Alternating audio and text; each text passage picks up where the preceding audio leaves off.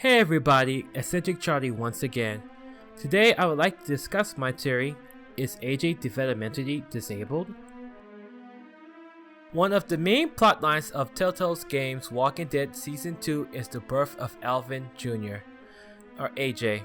After being made an orphan, young Clementine dedicates herself to the infant's welfare. This continues into the 2-year gap leading into Season 3. At this point in the storyline, we see a toddler AJ who, upon closer reflection, is not a normal child.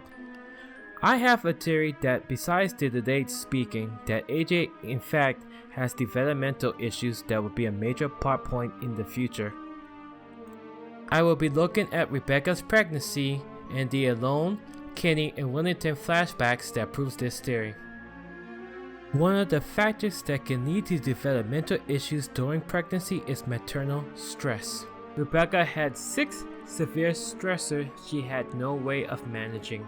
The first being a sexual assault of survivor who has to worry about the maternity of her child.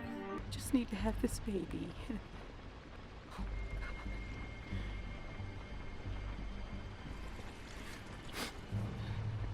Let it be okay and let it be his.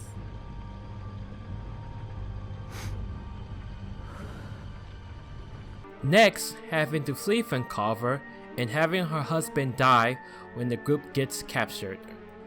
Then, Rebecca has to march through a walker horde that triggers her labor.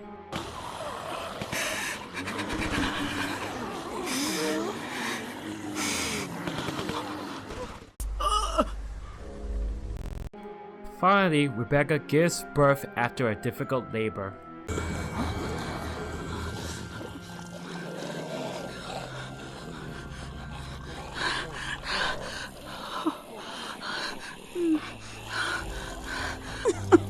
No!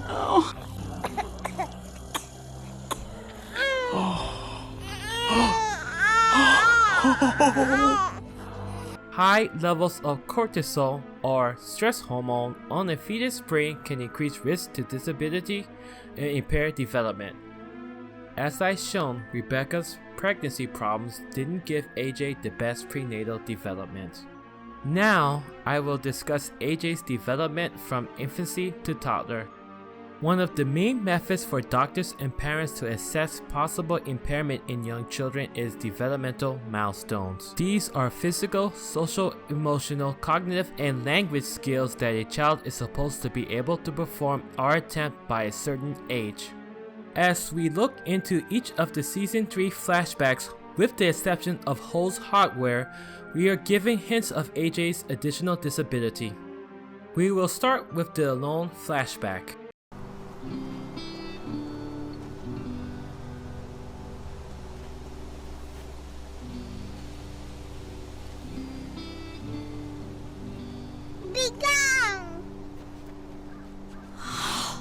AJ! In the Alone timeline, AJ utters gibberish just as Clementine tries to shoot a rabbit. Upon first impression, you would think he did this due to seeing the rabbit, but this was a coincidence. Notice when the rabbit ran off, AJ made no head or pointing gestures towards it. AJ was in fact oblivious to his surroundings. Also, at his age, he should be able to say rabbit, bunny, or any close pronunciation of those 2 words. AJ, stay here while I find us dinner, okay? Tell me you understand. No.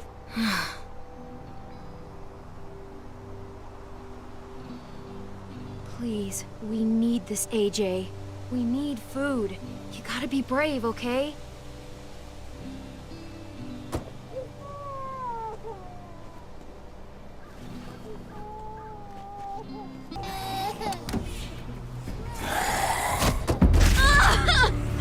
Oh my God!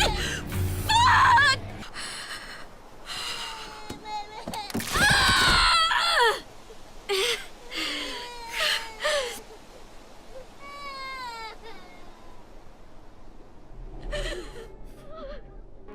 When Clementine leaves him in the car, AJ gets upset, which is normal behavior, but he doesn't try to get up and move around when Clementine leaves his line of sight.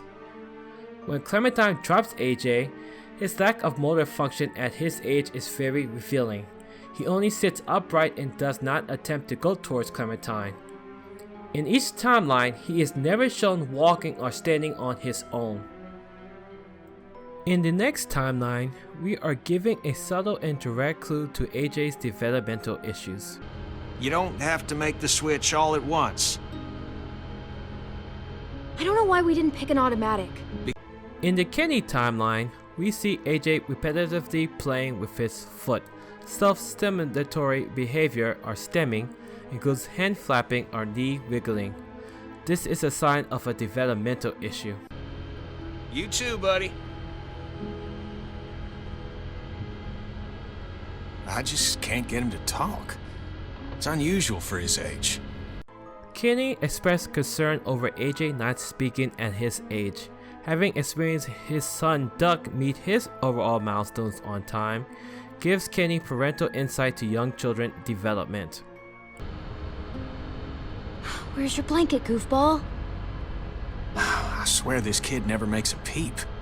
Who knows how long he's gone without a blanket. The Duck was gabbing a mile a minute at his age. Wasn't full sentences, but something. There's nothing wrong with AJ. He'll talk when he's ready. I know. Just a bit odd for a child his age. Then again, Albert Einstein didn't talk till he was 4, and look how he turned out. AJ not reacting to the cold after his blanket fell off of him shows another degree of stemming, hyposensitivity. This causes a numbing to pain and temperature changes. And finally, we are at Wellington, the safest place for AJ to grow. But as we will see in the next scene, he is not developing. Hey, what you drawing there, goofball? Can I see? You know I'm no good at this game, but I'll try to guess what it is. Just give me a second. I'll figure it out. Is it me? It is me. I knew it.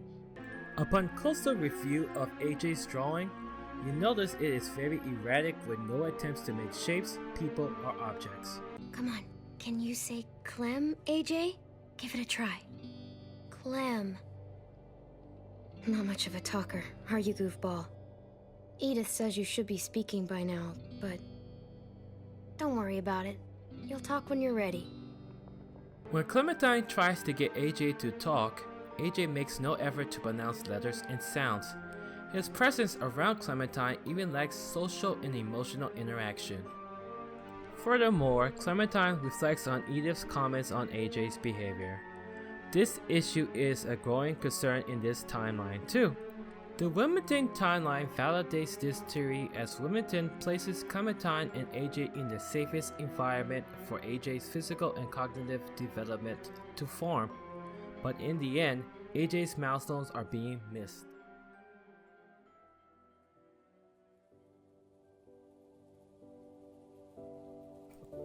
After looking at all possible flashback scenarios where AJ is active, we get to see the big picture. AJ's issue is not just the lack of talking, but a severe disability. I am not a developmental behavior pediatrician, but I diagnosed AJ as having perverse developmental disorder on the autism spectrum. This justifies and explains how a 11-year-old girl, barring the Kenny timeline, is able to take care of this child by herself for 2 years. AJ makes noises only when he's hungry and minimum sounds when he's not. Also, being cognitively oblivious and mobile impaired benefits Clementine in caring and protecting AJ. In closing, Clementine has developed into a capable young woman who is able to manage a child in the most extreme environment.